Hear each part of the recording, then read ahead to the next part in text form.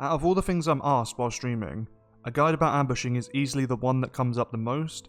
However, due to myself setting the bar way too high and wanting to showcase every possible loop you can ambush in the game, I've held back from an ambush guide for a little bit.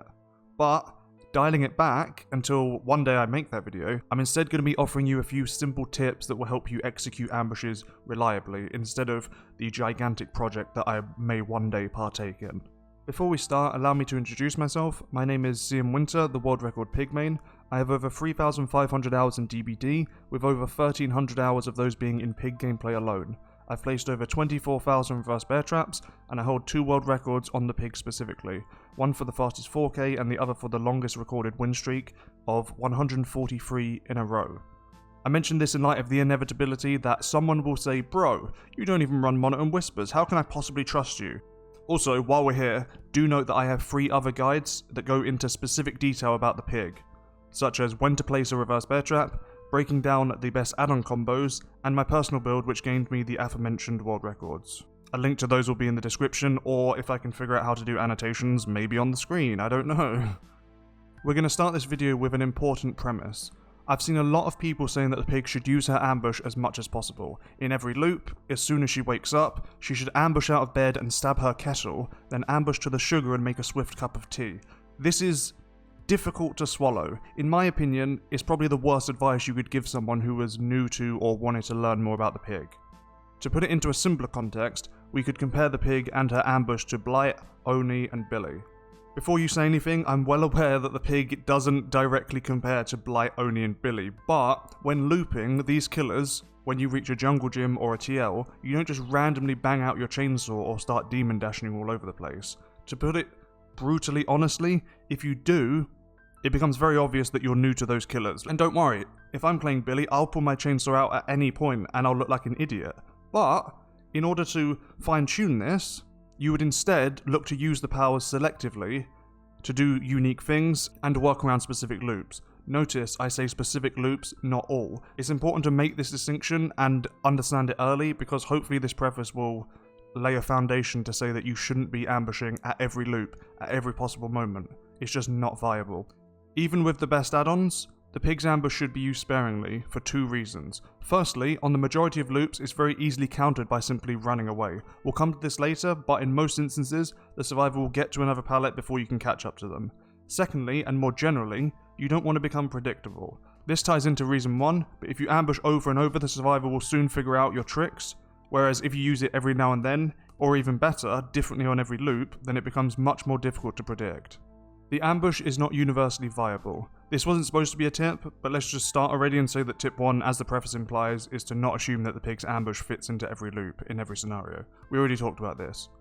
I understand that's quite general advice, and this is one of the reasons why I didn't particularly want to do an ambush guide, because everything's very general. It's up for interpretation. If you want to ambush in every loop, you can, but this is from my perspective, and I'm trying to give you the best ways to reliably hit your ambushes.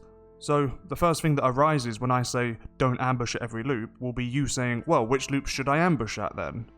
The annoying answer is you're just going to have to figure that out for yourself, and hopefully this video will help you crack a little bit of the code behind when and where to pull off reliable ambushes. Now, as I don't feel there's any more I can really tell you about this tip, because we've already talked about it a little bit too much, for reference, without crouch add-ons, I'll likely go for 3 or 4 ambushes in a game. I recently saw a comment on one of my videos that said, "Oh, you played most of this like an M1 killer." Pig is an M1 killer, right? That's just how it is. You use the crouch to supplement your looping, and I use it on loops that I know I'm going to get the hit. Otherwise, I'll just feel like an idiot for wasting my time. I'll only go for them if I know it's a guaranteed hit, because it often takes too much time to crouch, too much time to fake. It takes too much time for them to run away, and then I feel dumb. However, if I'm running specific add-ons, for example combat straps and videotape, your ambush will become a lot more viable, maybe even 3 times more viable, and even if you go for a few more ambushes that you don't hit, the add-ons will help you with that because you're crouching faster, you're charging faster, and if you miss, your cooldown is faster. Though even then, you do have to take into account playstyle, and just as importantly your build. For example, I run save the best for last, so if I can get an M1, I'll usually go for that, especially if I can take down a pallet at the same time. My second tip is to not rely on add-ons to learn. I feel this one is quite simple, because as you learn you want to do so from the ground up. That way, you know what the pig's ambush can and cannot do. Honestly, even as I'm writing this out and I'm recording this, I'm reading the script and I'm realizing even this tip is up for interpretation. If you want to learn with add-ons, you can do that, but I think it's really important to not do that, because if you coddle yourself and you cover your bases and your failures with combat shots and videotape, which arguably don't do that much in the grand scheme of the pig, they'll still help you a lot, specifically in regards to ambushing. You'll go for ambushes and you'll realize, oh, this is taking much longer than before. When you take those combat straps and videotape off, or you don't have any, even the small amount of time that it saves you will still make a huge difference when you don't have it. Starting without add-ons is definitely the way to go, because this way you don't become reliant on the add-ons themselves. Even better, when you do use them, you'll find that you can now do so much more, and you'll be able to get creative with your ambushing because you're already used to the muscle memory and the time it takes to set up with a slow ambush and fake with a longer charge time. An obvious question to arise from this topic: what are the best ambush add-ons? With no argument, and without a shadow of a doubt, the best ambushing add-ons are combat straps and videotape, not John's medical file. I'll flash up the stats on the screen, and these were taken from my script from my other guide on the best add-on combos, so if you want to learn more about the pig's add-ons and her best combos in my opinion, do check the description for my guide on that.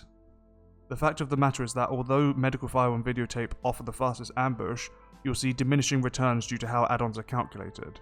Breaking them down side by side, you're actually splitting hairs in regards to overall time saved. However, that's not what we're looking at here, and that's not technically how ambush should be working, because there's two different parts of the dash. You have to crouch and then you have to charge your ambush. So what we actually want to find out is which combo offers us the most well-rounded ambushing experience. With combat straps and videotape, we take 0.3 seconds off of crouch and 0.37 seconds off of the ambush charge time. This is opposed to medical file and videotape, where we take half of the ambush charge time, which is 0.75 down to 0.37, then half of that, which is 0.37 down to 0.19. Basically, the add-ons work in a weird way. You don't just add them together and throw them on the stat. They work as a percentage. You put one of the percentages on, then you get a result, and then you put the other percentage on. It doesn't just stack and make the ambush charge time disappear. It goes down to 0.19, so you see diminishing returns there. So, if we use John's medical file and videotape, not only do you get diminishing returns, but you also have to deal with a front-heavy setup involving the longer crouch time. This is important because ambushing is a two-part system. You need to crouch and then ambush. As I said, you want a well-rounded experience, because crouching is a vital part of faking. It's not all about just charging one direction, as we'll come to later. Now we're getting into the real tips, baby. Positioning and visibility. Proper positioning is the most important tip I can offer you as an experienced pig main. I've said this about every tip so far. I'll say it on the next one as well. All of them are important, but not really. Some of them are more important than others, but I'll just say it anyway. Alright, joking aside, there is nothing that's going to help you more than the position you get into before you ambush. What's even better about this is that positioning yourself and minding for good visibility is a really easy habit to get into.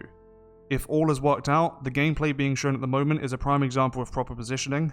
Also, the previous gameplay would have been an ambush-only game on Hawkins, just in case anyone wondered.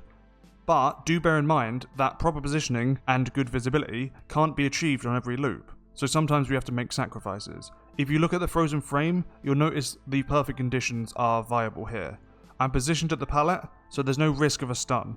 The loop is short enough for an effective ambush, even from a still crouch, but long enough that an M1 lunge would be very difficult to do. In regards to visibility, although we can't see the survivor because he's behind the tree, they can see us due to their perspective, so fakes will be properly broadcasted to them. We're also in clear control of both methods of escape.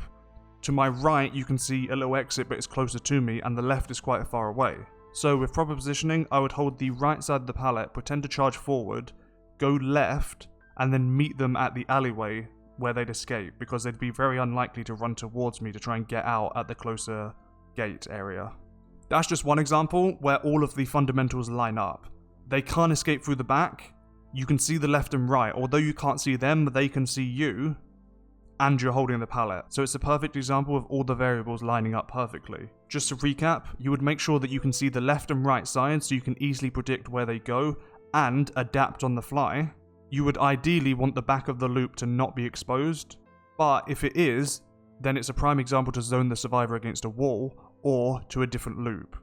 Zoning the survivors is also up for interpretation. I actually feel it's quite poor most of the time because all you're doing is pushing them from one loop to another, but we're talking about positioning and visibility. So, in perfect conditions, you would fake left, go right, and then push them against the wall of the map, and now they can't reach the pallet in time.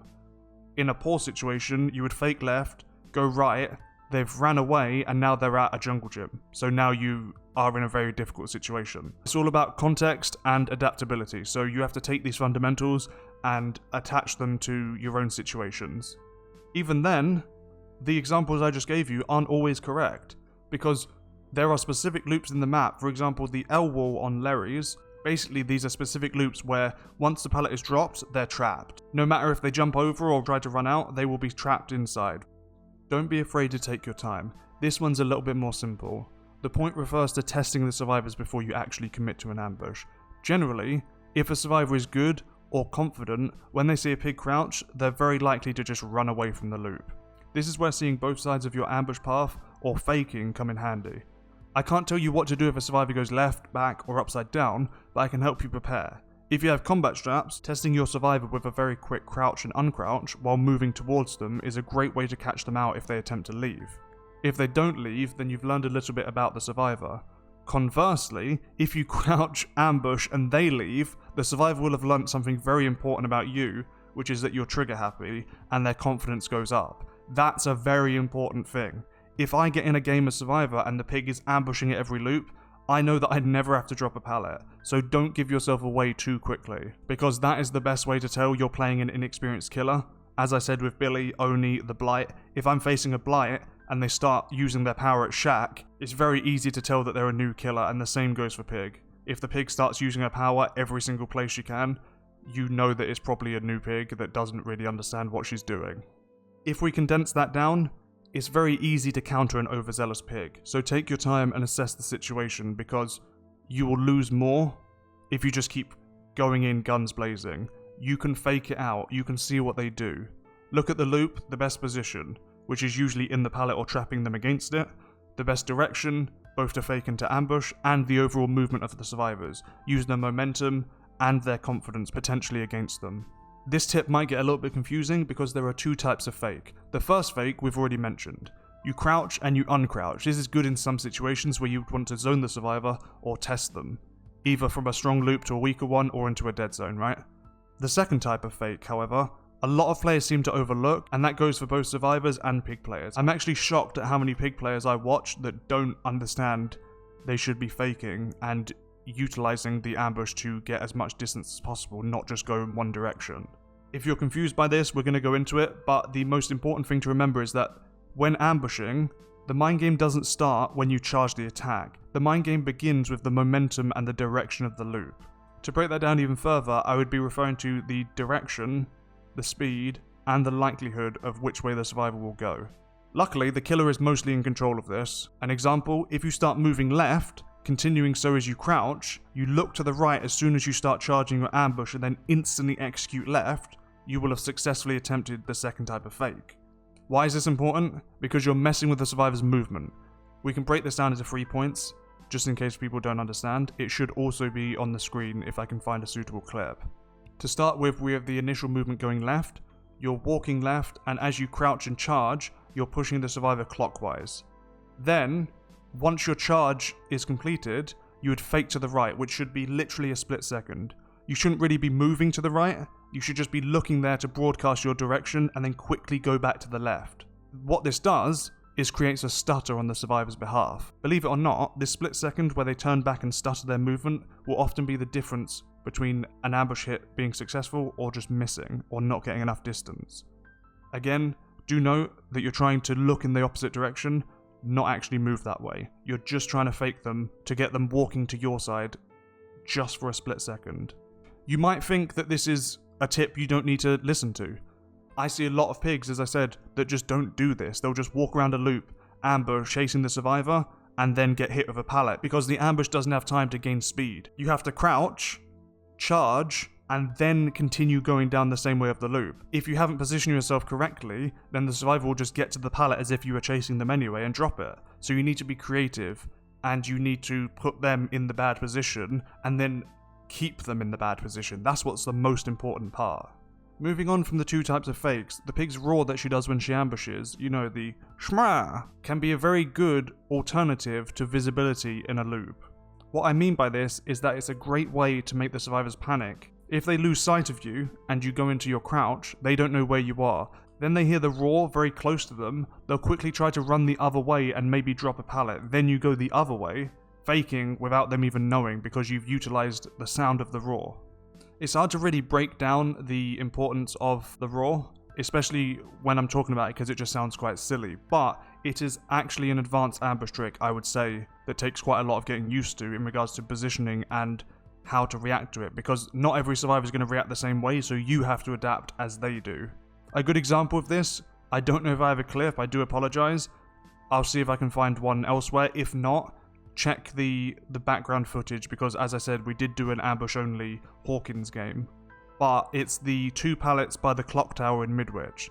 As long as they drop one of them, and they're stuck inside, then when you ambush from one side, they'll think you're behind them, they'll vault over the pallet, and then you come around the other way. By the time you've come around, they don't have time to vault back, because they've put themselves in a poor position. So it is, in my opinion, an advanced ambush trick that you'll get used to, but it's something that you need to do without actually being able to see, so it gives them opportunities to leave, to fake you out in return, or for you to just miss and mess up the timing. As a side note about the roar, I would also like to say that there's other loops, such as on the Pale Rose, there's a pallet at the top, or in the game's drawing room, and also the loop at the top of the Badham house, you know, the two-story house with a pallet in. They can't see you in most of those, and more importantly, you can't really do anything on those loops, but if you position yourself properly and scare them with the roar, they jump over and put themselves in a vulnerable position and you get a hit or a down.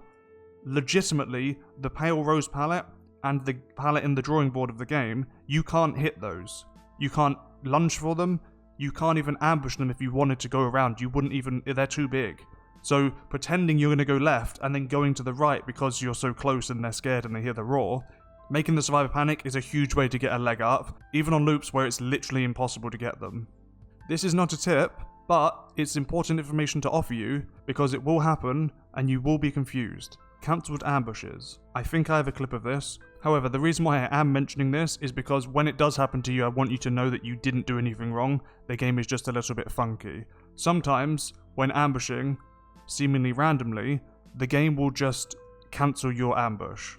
It can do this with hits too, and it might be down to bad hitboxes or auto-aim, if you can argue such a thing.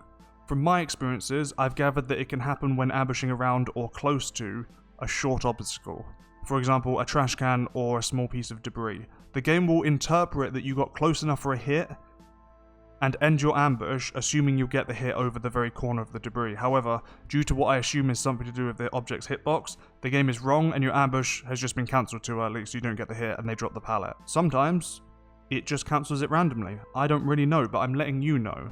If you haven't experienced it, it won't make sense. If the clip isn't on the screen, it won't make sense. But when you do experience it, whether there's an explanation or not, it can just be completely random, and it's similar to Billy's ghost chainsaw bug thing, where Billy would be right behind someone, he'd chainsaw them, it would be a guaranteed down, and the chainsaw would just cancel for no reason. So that is actually a bug, and it's still in the game, and it has been for a while. If it was brand new, I wouldn't say anything, but trust me, it exists.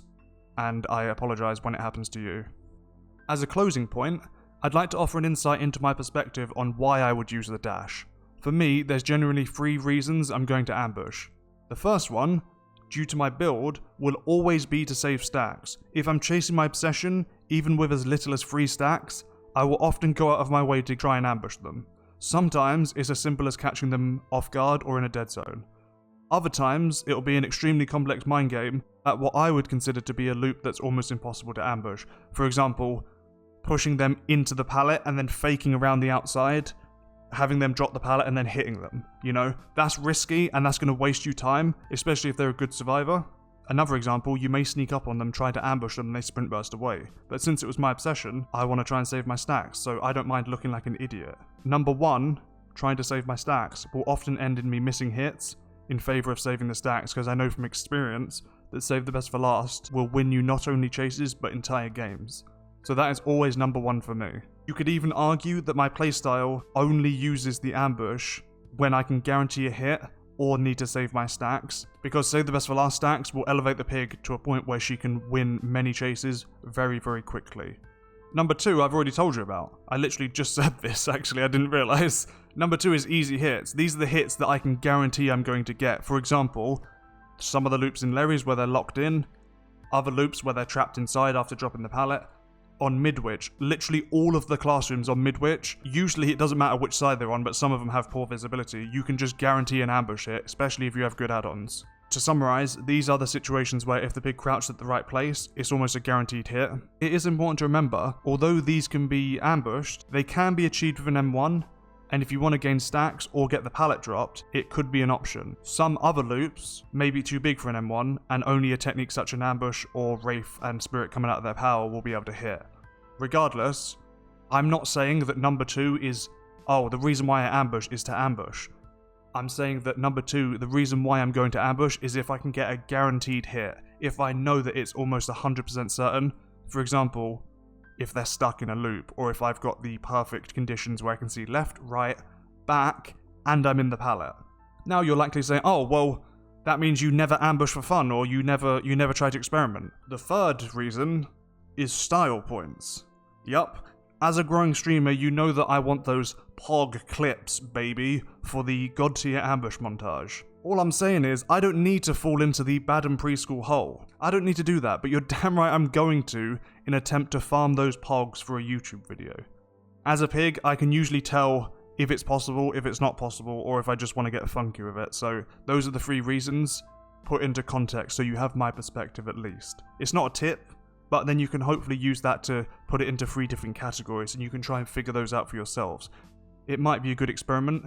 That way you can identify and contextualize each loop into a way that saves you time when you're in a chase. Oh, is this a priority? Is this for style? Am I going to save stacks, or is this going to be a guaranteed hit? For example, the Harvester. That's a little bit of everything.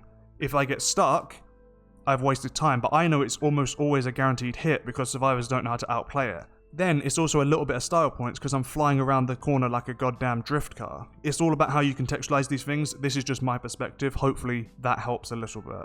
With all of that in mind, we're going to riff for a little bit. This is the end. I wanted to do an ambush guide for a very long time, and unfortunately I couldn't figure out what the ambush guide would be. Instead, I relegated it to a few tips that people can hopefully gain from. You might know all of these, you might know none of them. But this is my perspective, and that's what's important when trying to learn and gain insight. You don't have to do everything, but if one of these things helped you, then add it to your repertoire and think about it next time you're playing Pig. I did want to do a much longer ambush video where I went through every loop in the game and showed you how to do it, but it could literally be 2 hours long and it would take me so long to do. I think, if you want a little secret, the next one might be my favourite ambush spots to hit that might look really hard or look really cool, but instead they're actually really simple. So I might do 10 of those and then break those down, and it could be an interesting video that way. If you have examples of a video you might want me to do leave a comment. Also, if you don't have examples, leave a comment anyway. Literally, tell me what your favourite colour is, you know? Bro, what game have you been playing?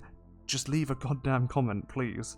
On top of that, just while I'm ordering you to do things, you know, do them, don't do them, you know, we can be friends either way, I also stream every day at twitch.tv/CMWinter. I stream every single day starting at 10 PM UK time, which is 5 PM Eastern time.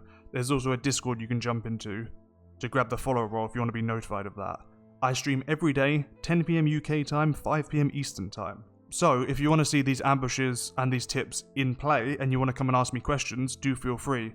If you're not into Twitch, feel free to throw those questions into the comment section, but do know, as I said, we're live every day. There'll be links in the description to the previous guides, such as when to place a reverse bear trap, the best add-on combos, and a breakdown of my build that won me 143 games in a row. Thank you very much for watching, I do appreciate you all very much, and do have an adequate evening.